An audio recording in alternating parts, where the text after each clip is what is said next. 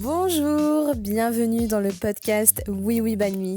Je m'appelle Mégane et en tant que femme franco-vietnamienne qui n'a grandi qu'avec ma partie française, je me suis longtemps questionnée sur ma légitimité, mon identité et sur mon envie de renouer avec mes origines vietnamiennes. Ici, on va parler de ce que c'est que d'être issu de deux cultures différentes et de grandir sans vraiment appartenir à l'une des deux cultures, voire aucune des deux. Si toi aussi tu t'es déjà senti ni d'ici, ni d'ailleurs, alors tu es exactement au bon endroit.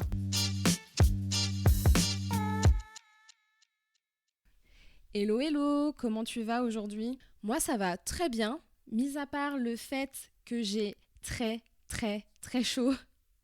À l'heure où je vous parle, j'ai fermé la fenêtre exprès pour toi. J'espère que tu en as bien conscience. Mais bon, je te préviens, à tout moment j'ouvre la fenêtre et tant pis si on entend les oiseaux chanter, les voitures passer, etc. Peu importe. Ce sera plus immersif, tu me diras, mais au moins je pourrai respirer. Aujourd'hui, je voulais te parler d'un terme qui serait apparemment devenu tendance ces dernières semaines, voire quelques mois. En tout cas, ce mot a commencé à apparaître partout sur les réseaux sociaux, ou du moins les miens, parce que oui, mon feed, je le construis brique par brique. L'algo me connaît si bien, c'est un peu comme un confident. Et quelque part, ça me fait un peu flipper. Mais bref, c'est pas le sujet. Donc ce terme, c'est le mot Wasian.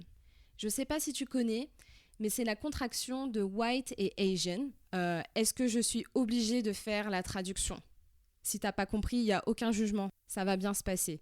Bon, allez, je le dis quand même. Blanc et asiatique. Voilà. Comme ça, pas de doute. Et ce terme est utilisé principalement aux États-Unis pour désigner les personnes métisses ayant des origines blanches et asiatiques. Obviously. Évidemment. Le terme existe depuis plusieurs années, mais il a récemment pris de la place sur les réseaux sociaux. Et pour être honnête, au début, ça m'a fait plaisir de voir du contenu autour des Wasian. Ma réaction a été plutôt positive. Je me suis dit, c'est cool. Moi qui cherchais à me sentir plus représentée, m'identifier à des gens qui potentiellement ont vécu la même histoire que moi, qui partagent à peu près les mêmes ressentis. Trop bien, j'adore. Venez, on devient amis. Non, mais c'est la preuve qu'on est plusieurs à exister et à partager, donc potentiellement une même histoire. Ah, c'est donc ça, une communauté. Et d'ailleurs, dans un précédent épisode, je te parlais de représentation et de l'importance de pouvoir s'identifier à quelqu'un qui nous ressemble. Et c'est un peu ce que j'ai ressenti. Je me suis dit, c'est une bonne chose, quoi. Mais après, je me suis demandé pourquoi ce terme arrive soudainement dans l'espace public ? Pourquoi cette visibilité sortie un peu de nulle part ? Je comprenais pas trop. Après, peut-être que j'ai loupé des choses. Pourquoi on parle des Wasian alors qu'il y a quelques mois, on nous calculait app ? Donc j'ai fait des petites recherches à ce sujet. Et en creusant, j'ai découvert que derrière ce mot, ce phénomène, pour ne pas dire trend, il y avait une histoire beaucoup plus complexe que je ne le pensais.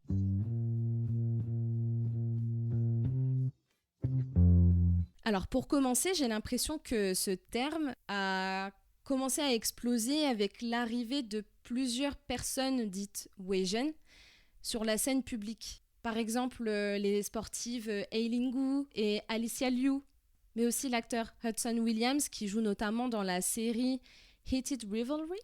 Je n'ai pas regardé cette série, je ne sais pas si c'est bien ou pas. Si tu l'as vu, dis-moi si c'est cool à regarder, ou peut-être que c'est pas de mon âge, I don't know. Mais je sais qu'elle fait parler. Et il y a aussi des chanteuses comme Lei Vei et Megan, oui, elle a le même prénom que moi, du groupe Katseye. Na na na na na, everything's gnarly, hotty hotty, like a bag of tackies, I'm the shit, I'm the shit. Sorry, excusez-moi. Jusque-là, tout va bien, il n'y a rien de contraignant ni de polémique. On met en avant des gens issus d'une double culture, tout est ok, quoi. Mais c'est un meet-up qui va susciter Non, qui va susciter cette polémique.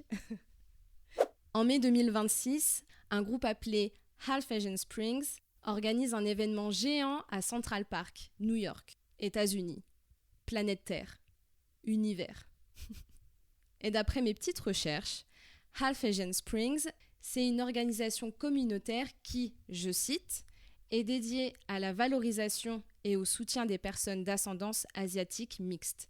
Elle promeut la visibilité, le dialogue culturel et le développement identitaire des personnes issues de familles asiatiques et non asiatiques, principalement dans les pays occidentaux. Mais cet événement en particulier vise principalement les personnes métisses dites Wasian dans la communication de l'événement.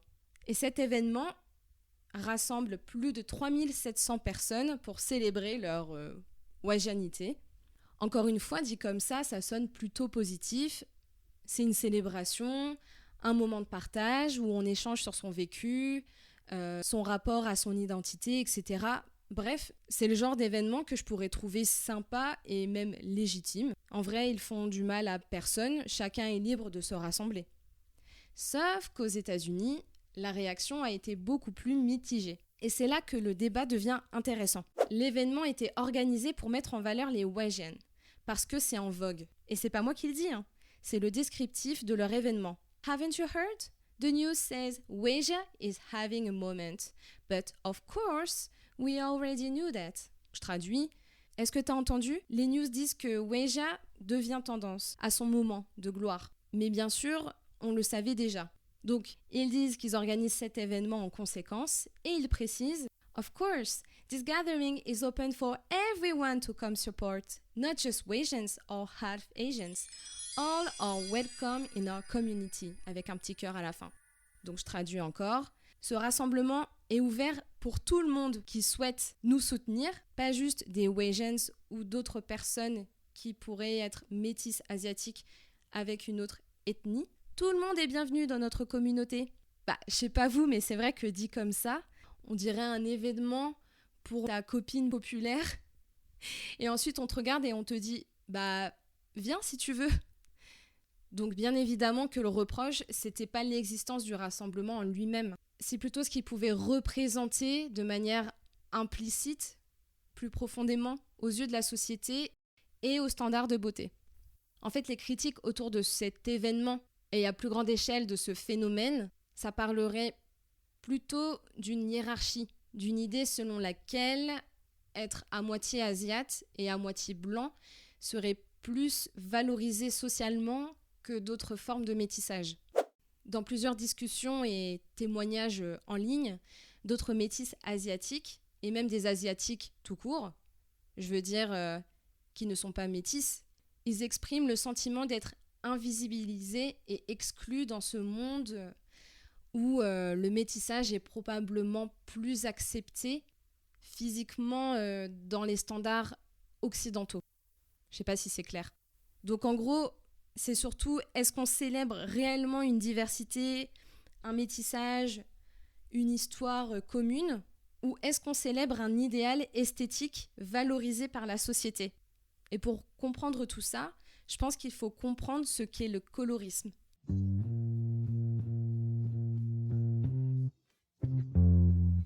Le colorisme, c'est la valorisation des peaux plus claires au détriment des peaux plus foncées. C'est une forme discriminatoire qui peut même se produire au sein d'un même groupe ethnique. Ça vient d'un héritage colonial où il y avait une certaine hiérarchie sociale en fonction de la couleur. Par exemple, à l'époque de l'esclavage, ceux qui avaient la peau plus claire travaillaient plus en tant que domestiques, donc à l'intérieur chez le propriétaire, plutôt que dans les champs. Je sais, c'est horrible. Enfin, tout est horrible. Et en Asie, ce phénomène est particulièrement présent. Ça remonte à l'Antiquité où c'était une forme de distinction sociale. Les gens qui travaillent dans les champs, par exemple, étaient plus bronzés et ça reflétait leur milieu social par conséquent. Donc si tu avais la peau plus claire, tu semblais plus important, plus riche. Et mine de rien, c'est un préjugé qui continue encore à exister aujourd'hui et à influencer les critères de beauté dans de nombreux pays asiatiques et même ailleurs. Moi, ça me fait penser à un sketch de l'humoriste Ali Wong, je ne sais pas si tu connais, qui parle des Fancy Asians, donc des Asiatiques chics, en parlant des Japonais et des Chinois, et des Jungle Asians. Alors, je ne sais pas trop comment le traduire, mais littéralement, ce serait des Asiatiques de la jungle, sauvages, je ne sais pas. I'm very sorry for that. Ça y est, je perds mon français. Pour parler des Vietnamiens et Philippins. Cette meuf, elle est archi drôle, vraiment, elle me fait beaucoup rire. Je te conseille d'aller regarder ses spectacles. Mais en vrai, elle pointe une certaine réalité que toutes les identités asiatiques ne sont pas forcément valorisées de la même manière. Et c'est précisément ce que certains critiquent dans ce phénomène Weijin.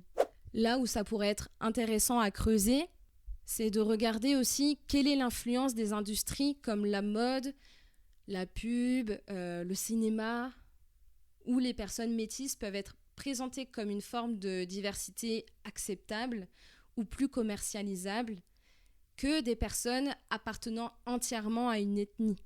Je pense qu'ils participent à ça, mais je crois que là, on part sur un autre sujet.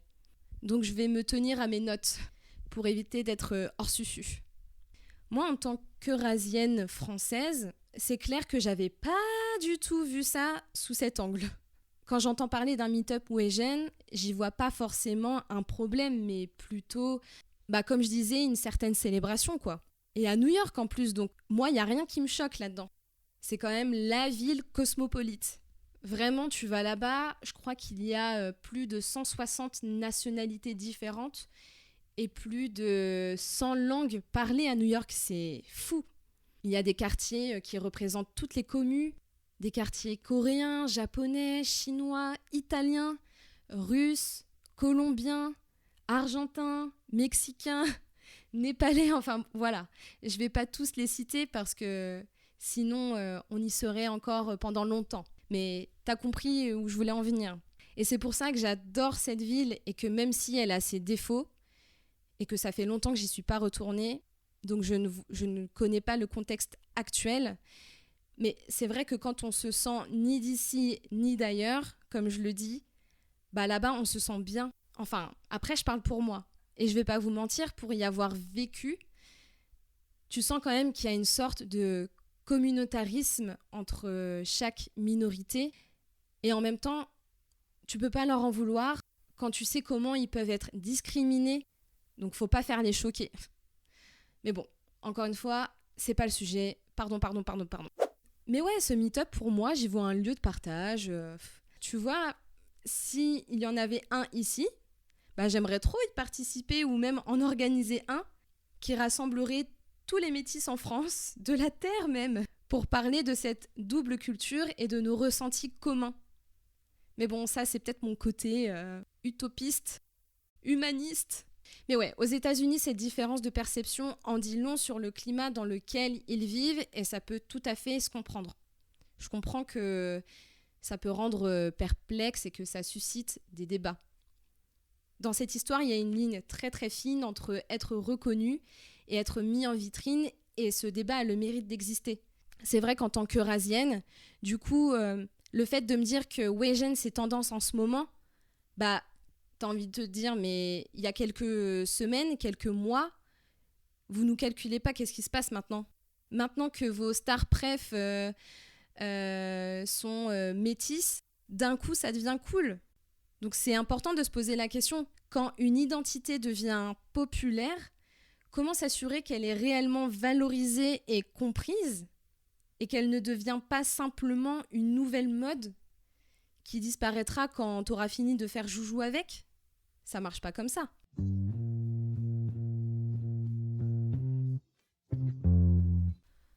Franchement, est-ce qu'on n'en aurait pas marre des trends en fait, finalement ? Est-ce que c'est pas ça aussi le problème, cette fâcheuse tendance, c'est le mot, à vouloir tout consommer parce que c'est à la mode et pas parce que ça nous plaît, nous, à tel point que même les identités y passent. Enfin, là où je veux en venir, c'est que, par exemple, la communauté asiatique, elle souffre déjà des tendances liées à leur culture. La tendance des animés, de la K-pop, de la nourriture, etc. C'est bien, ça met en avant certaines valeurs. Mais c'est peut-être aussi ça le problème. Est-ce qu'il n'y aurait pas un ras-le-bol que tout soit tendance, à tel point que même le fait d'être moitié asiate, c'est une tendance ? C'est bizarre, non ? Mais bon, je crois qu'on part sur un autre débat et c'est pourquoi on va arrêter là. Clairement, cet épisode, je pense qu'il s'adresse aux gens qui veulent faire preuve d'esprit critique, qui aiment analyser les choses. Mais ouais, je pense que c'était intéressant de se poser la question et de voir ce sujet sur plusieurs angles. Voilà, j'espère que ça t'a plu. N'hésite pas à faire des recherches à ce propos et à te faire ton propre avis.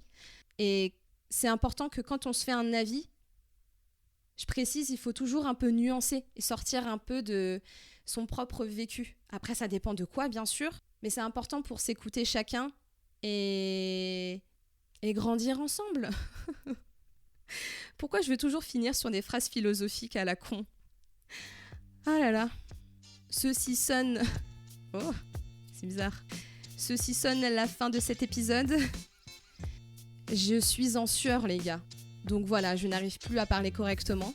Merci encore de m'avoir écouté et je te dis à bientôt pour un prochain épisode.